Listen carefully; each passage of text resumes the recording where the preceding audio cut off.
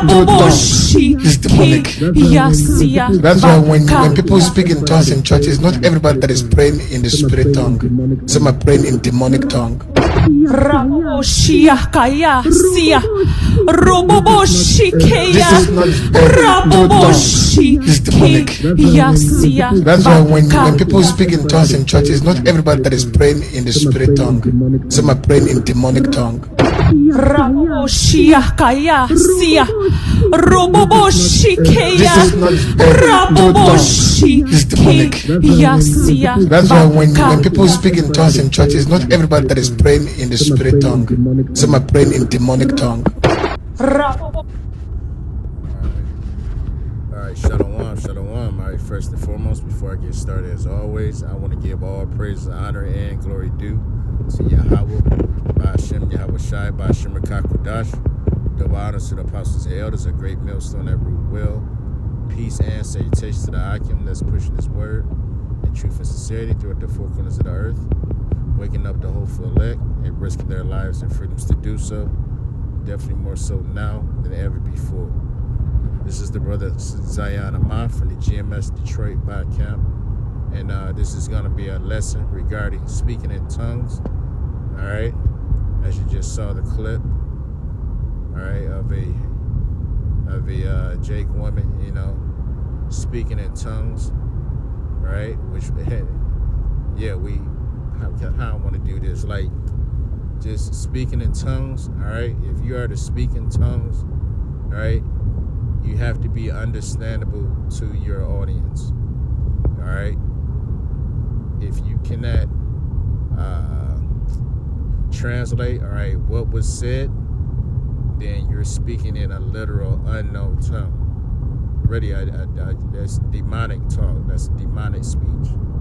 All right, because all tongues, when you go into the scriptures, all right, it's referring to languages. All right, so different languages. All right, when you're dealing with, for example, the Pentecost event. All right, where everyone that was round about was speaking in tongues. They were speaking in different languages, all right, according to where they were from, you know. So, the point of the matter is you have to be able to translate, all right, what you're saying. If you're just speaking some gibberish, all right, that's unknown to everyone, even your own self, then that's not edifying anyone, right? You're not able to build up or teach or prophesy about anything because it's inaudible. You know, it's an unknown language, right? And quite frankly, yeah, that's demonic. You're for those that actually do that, right? They're basically they're possessed by a demon, you know. And as it said or showed in the clip, like, yeah, this is the speech, right, that's heard each and every Sunday, right? And every damn Christian church, right, across America, all right, showing that this place or Christianity is not the way. It's not it. There's so much folly in the church that is literally not funny, you know. It's a lot of antics, it's a lot of gimmicks, it's a lot of nonsense, a lot of BS, all right, going on in these churches, right? And at the end of the day, it's all for money. It's all for a show. All right, people do these things to be seen of men. All right, speaking in tongues, like, all right, that's a demonic possession that you're going under. All right, so I just want to pull out a few precepts on that. All right, but let's go here. This is 1 Corinthians 13. The first verse, it says, "Though I speak," this is Paul speaking. All right, it says, "Though I speak with the tongues of men," all right, meaning different languages, "and of angels, have not charity, I become as sounding brass or a tinkling cymbal." Right, you just noise. You're just making a lot of noise, right? If you don't edify the people and say, "Oh, right, this word means this means that," or "I said this and that," you know what I'm saying? You're just making noise. All right, now touching on the tongues, it says of men and of angels. Well, what is the tongue or the language that you it's right on point. I wasn't even looking over there, but looking at the NLT, right? Same verse in the NLT. All right. 1 Corinthians 13:1, it says, if I could speak all the languages of the earth and of the angels,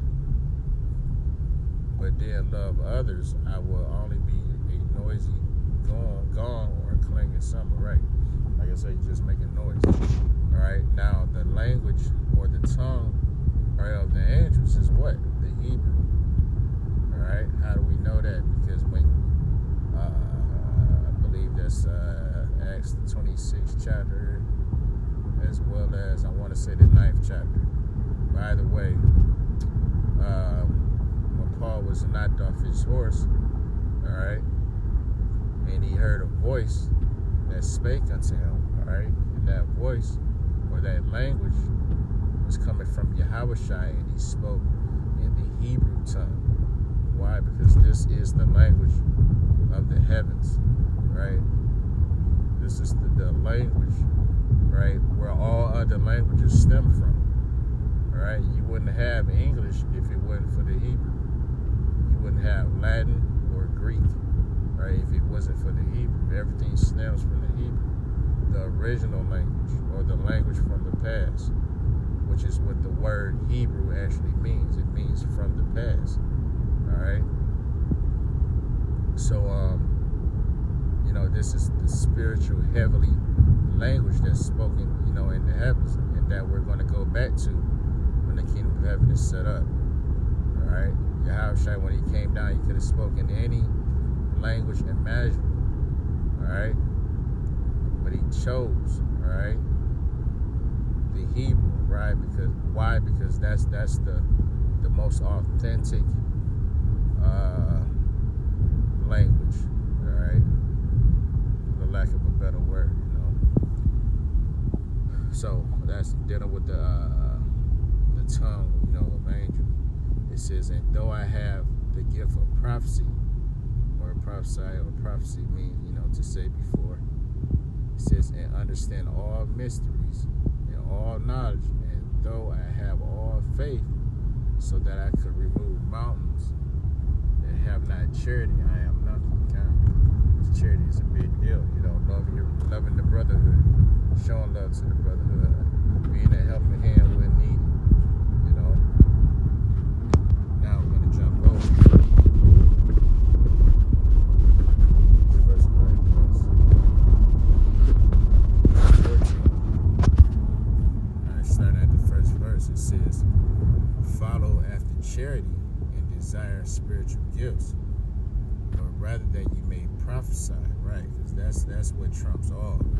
It's nice to know, another language, because if you know the truth, right, you have the gift of prophecy, right, and you happen to speak in another language, then hey, maybe you can edify, basically, for example, one of the northern tribes, all right, because this thing is about sending up the elect, right, and all 12 tribes have to get this word, right. The northern tribe predominantly speaks, what they call it, Hispanic, right?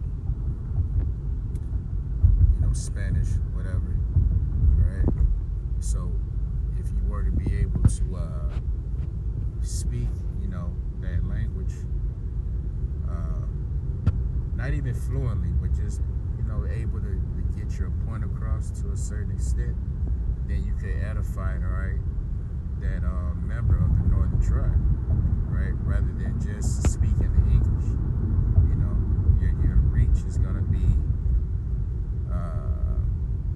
more extensive if you could, speak another language. But above all that, the gift of prophecy, all right? Because now we have technology. So if it really came down to it, we have what they call it, basically like a language translator, right? That you can speak words into your phone and get what the word would be in another language, So we can use Esau's, tools, which is basically, it's all from Yahweh Shem Yahushai. And, you know, we use these things to help seal the elect, you know. All these are tools that the Heavenly Father has blessed us with, right, to push this truth. Reading on, it says, for he that speaketh in an unknown tongue, which is exactly what that female was doing in the video, you know, that jibber jabber bubba bubba bullshit, you know what I'm saying? That's an unknown tongue, bro. Right? And you see these clowns, like I say, week in, week out, every Sunday, right? Just acting up, all right? Acting up, right? Talking all that stuff they be talking, right? And again, you're not edifying anyone. It says, for he that speaketh in an unknown tongue speaketh not unto men, but unto Yahweh. Not whatever it is, the Heavenly Father understand, you know. But that's not